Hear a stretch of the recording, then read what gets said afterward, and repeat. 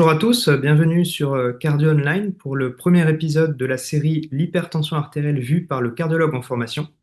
Je suis Antonin Trimaille, cardiologue au CHU de Strasbourg, président du Collège des cardiologues en formation, et j'ai le plaisir d'être avec Jean-Jacques Mourad, chef de service de médecine interne de l'hôpital franco-britannique de Levallois, expert en hypertension artérielle, pour se concentrer dans ce premier épisode sur le diagnostic de l'hypertension artérielle. Bonjour Jean-Jacques.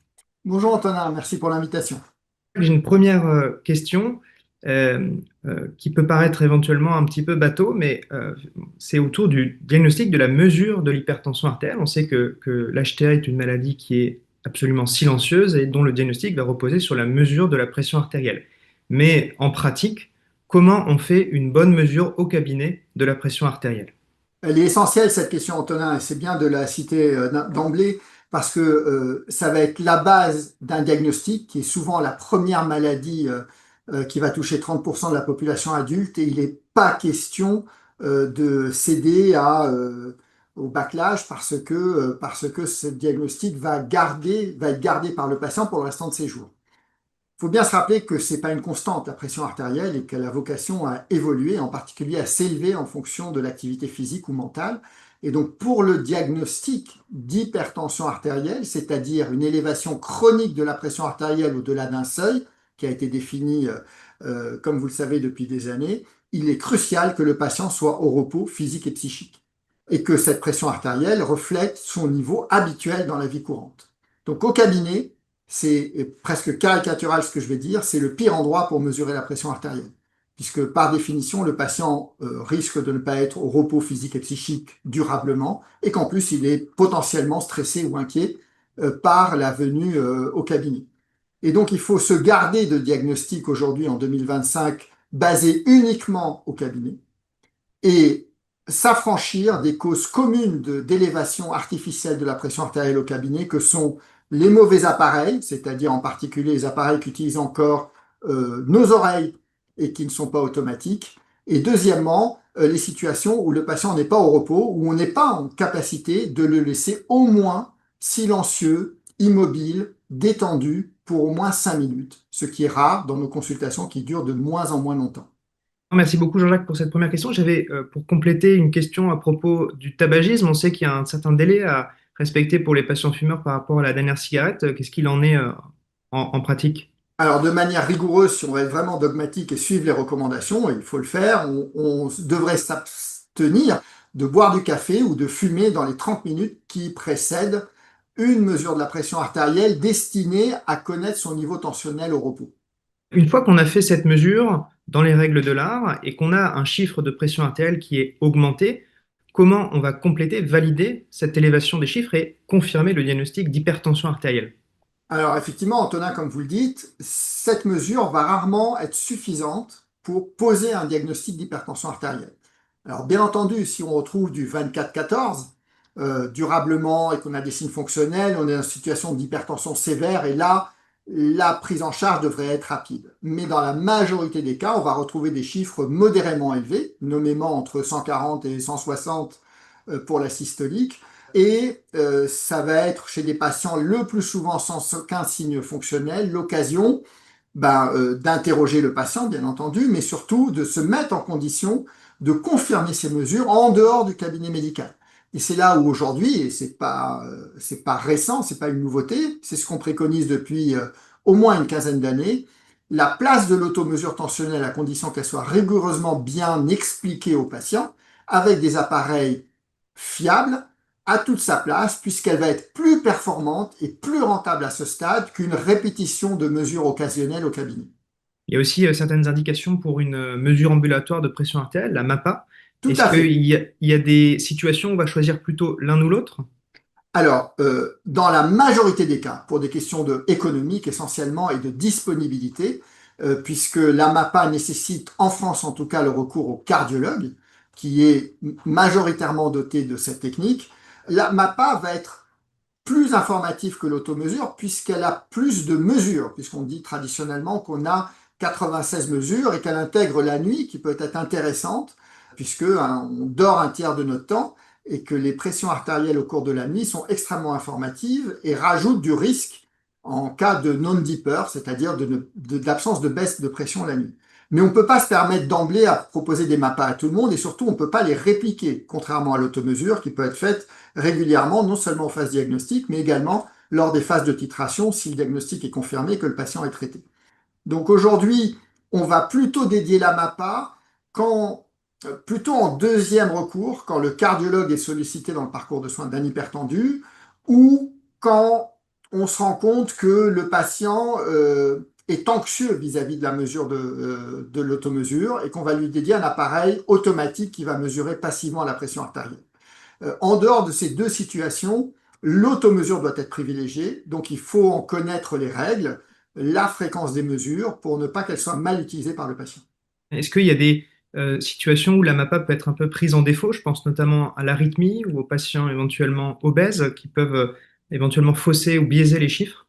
Alors vous avez raison Antonin, il faut savoir que toutes ces mesures basées sur les mesures automatiques ont besoin d'un rythme sinusal, d'un RR régulier pour être fiable sur la qualité de la mesure de la systolique et de la diastolique. Et les patients en arythmie, et en particulier quand l'arythmie est irrégulière, prennent en défaut ces techniques de mesure, et c'est dans ces situations qu'il faut revenir au bon vieux sphygmomanomètre, et pour essentiellement capter une valeur de systolique qui généralement sur ces tableaux d'arythmie des sujets âgés va être la plus informative. Mais en dehors de ces situations, à condition d'avoir un brassard adapté, et là encore les appareils d'automesure en France sont livrés avec un brassard unique, et pour les grands obèses, comme on voit de plus en plus en Europe, mais surtout aux États-Unis, on peut leur dédier soit un brassard qu'ils achètent en option adapté à la taille de leur bras, soit dans les grands obèses avec des bras coniques, privilégier ce qu'on ne recommande pas habituellement chez tout le monde, c'est-à-dire l'automesure au poignet, parce que les brassards du poignet, chez les grands obèses, restent plus fiables. Les brassards au poignet sont absolument à ne pas recommander en revanche chez les patients en arythmie, parce que là, ils sont vraiment totalement pris en défaut. Étape suivante, j'ai confirmé l'hypertension artérielle chez mon patient. Quel bilan minimal je dois lui proposer à ce stade? Alors, avant de traiter ce point, je voudrais quand même me permettre d'insister sur la manière dont on éduque le patient en l'automesure. Trop souvent, on oublie parce que les recommandations ne sont pas complètement homogènes là-dessus. Ce qui est important à garder en tête, c'est qu'il faut en gros une quinzaine de mesures réparties sur au moins 3 jours pour avoir des valeurs représentatives du niveau tensionnel habituel du patient. En France, on a adopté la règle des trois, c'est-à-dire 3 mesures le matin, 3 mesures le soir, 3 jours de suite. Quand le patient est traité, les 3 mesures matinales doivent être faites avant la prise d'un médicament.